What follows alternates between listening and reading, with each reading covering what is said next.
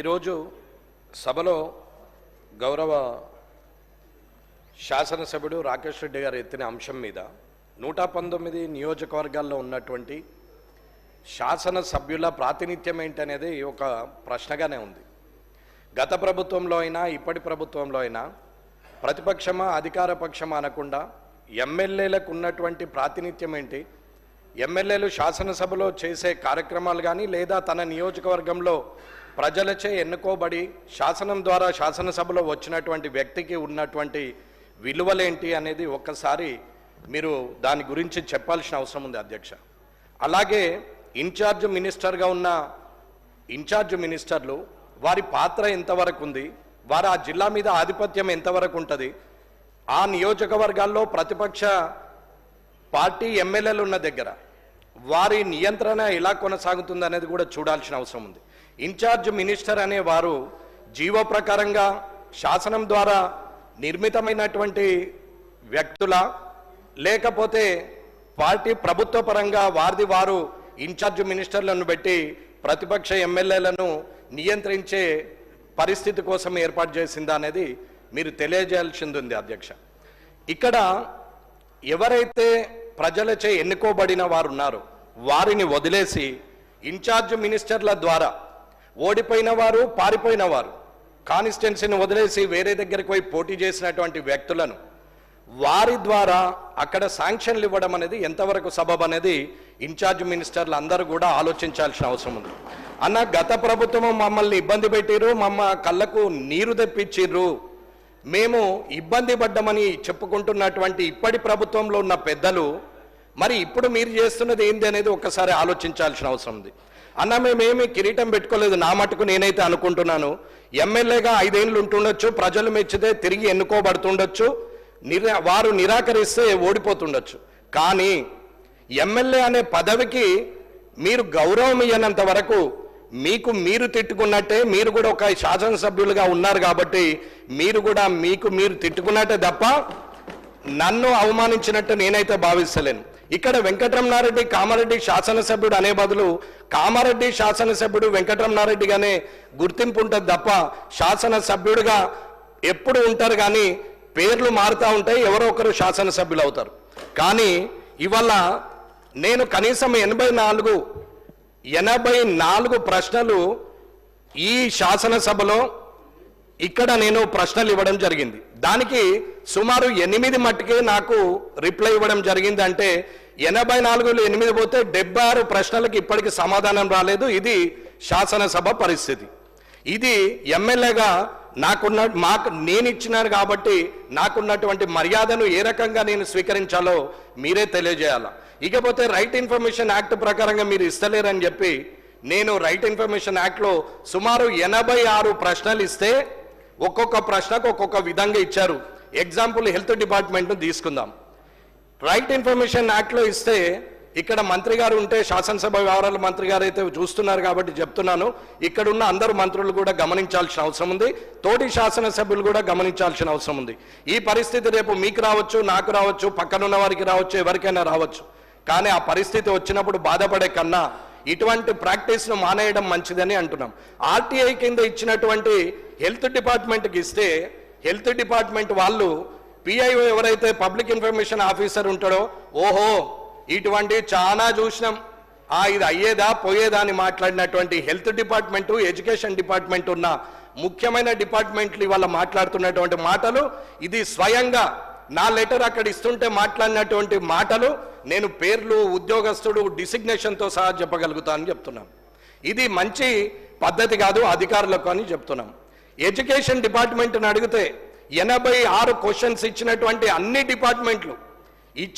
అన్ని డిపార్ట్మెంట్లు ఏదో ఒక రకమైన సమాధానము 6 జే ప్రకారంగా ఇస్తే 6(1) ప్రకారంగా ఇస్తే 2 జే ప్రకారంగా లేదని చెప్పి ఇప్పటి వరకు ఎడ్యుకేషన్ డిపార్ట్మెంటు ఇప్పటివరకు ఇవ్వలేదు. ఇది ఎమ్మెల్యేకు ప్రభుత్వం ద్వారా వస్తున్నటువంటి అధికారులు ఇస్తున్నటువంటి మర్యాద అని చెప్తున్నాం.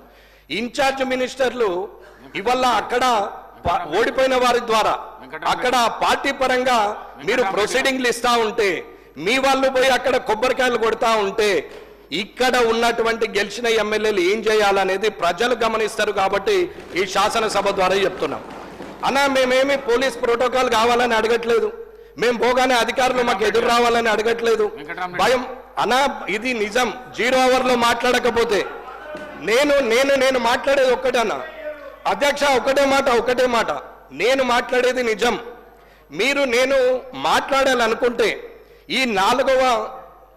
ఈ శాసనసభలో ఇప్పటి వరకు ఇది 4సారి నడుస్తున్నటువంటి ఈ సమయంలో నేను ఏ రోజు మితిమీరి మాట్లాడలేదు, ముందుకొచ్చి మాట్లాడలేదు, అరిచి గోలబెట్టి మైక్ తీసుకోలేదు, బెదిరిస్తే అడ్జస్ట్ అయిపోయి మీరు మళ్ళీ నాకు అవకాశం ఇచ్చే అవకాశాన్ని నేను తీసుకోలేదు, నేను ఎక్కడా బెదిరించలేదు.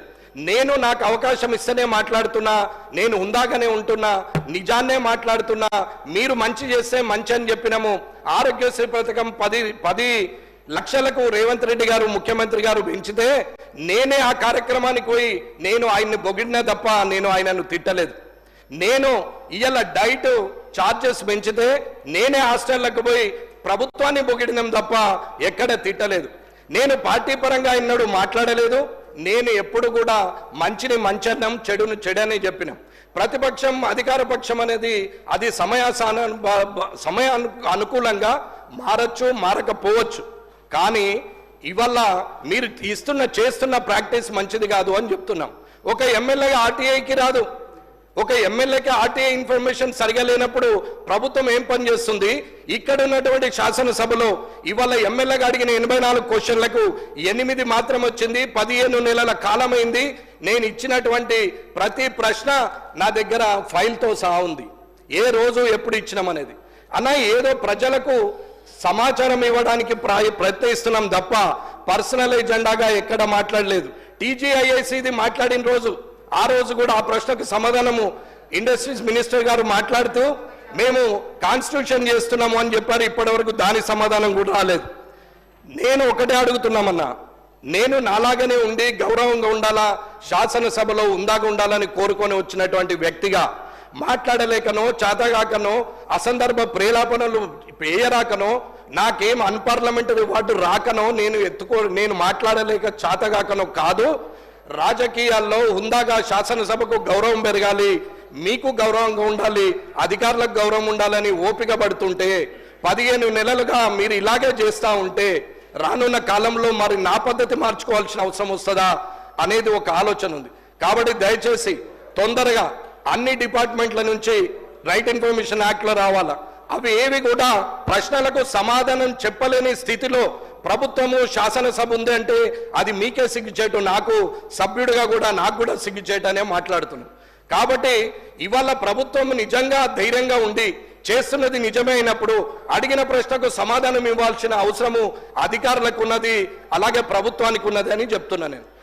ఇది శాసనసభలో జరుగుతున్న ఈ 84 క్వశ్చన్లకు రైట్ ఇన్ఫర్మేషన్ యాక్ట్లో ఇచ్చిన ఆ 86 ప్రశ్నలకు ఇప్పటి వరకు 9% కూడా నా చేతికి అందనప్పుడు ప్రజలకు సమాధానం చెప్పే ధైర్యం మీకు లేనట్ట, లేకపోతే అది పర్సనల్ ఎజెండా అనుకొని మీరు ఏమన్నా ఆలోచిస్తున్నారా? నేను నిజాయితీగా ఉండే వ్యక్తిని. మీరు పోయి కామారెడ్డి నియోజకవర్గంలో ఎవరిని అడిగినా నా గురించి అందరూ చెప్తారు. ఆఖరికి కాంగ్రెస్ పార్టీ వాళ్ళు, బీఆర్ఎస్ పార్టీ వాళ్ళు కూడా నా గురించి మంచి చెప్తారు తప్ప చెడు మాత్రం చెప్పరు. ఇది నాకున్నటువంటి క్యారెక్టర్ అని చెప్తున్నాం. కాబట్టి ఈ మర్యాద మీరు ఎలా తీస్తారు, మీరు ఎలా ఇవ్వగలుగుతారో అధ్యక్షుల ద్వారా నేను ప్రభుత్వాన్ని కోరుతున్నాం. ప్రొటెక్షన్ గురించి అడగట్లేదు, పోలీస్ ప్రోటోకాల్ అడగట్లేదు, కానీ పనుల విషయంలో అక్కడున్నటువంటి ప్రజల చేత ఎన్నుకోబడిన వ్యక్తి ఇచ్చినటువంటి ఏవైతే పనులు ఉంటాయో అవి శాంక్షన్ ఇన్ఛార్జ్ మినిస్టర్ గారు చేయాలి. కానీ అసలే మొత్తానికే పక్కన పెట్టి మేమేదో చేస్తామంటే రానున్న కాలంలో ఊరుకునేది లేదు. నేనైతే ఇది హెచ్చరికగా మాట్లాడట్లేదు, ప్రభుత్వాన్ని రిక్వెస్ట్ చేసి మాట్లాడుతున్నాము. మీరు తప్పు నిర్ణయం తీసుకుంటే మేము మాట్లాడాల్సిన పరిస్థితి కూడా వస్తుందని తెలియజేసుకుంటూ ముగిస్తున్నాం. గౌరవ సభ్యులు చెప్పిన అంశాలన్నీ నోటు చేసుకోవడం జరిగింది అధ్యక్ష, తప్పకుండా పరిశీలన చేస్తాం. కసిరెడ్డి నారాయణ రెడ్డి గారు.